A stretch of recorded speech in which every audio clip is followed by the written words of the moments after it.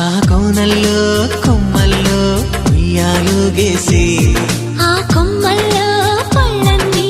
రుచి చూసి ఆ పళ్ళల్లో మైకంతో మోహం కమ్మేసి చలిగా గిలిగా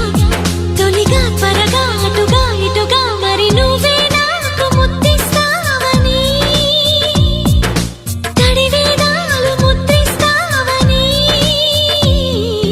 నమ్మడానికి ఎంత బాగుందో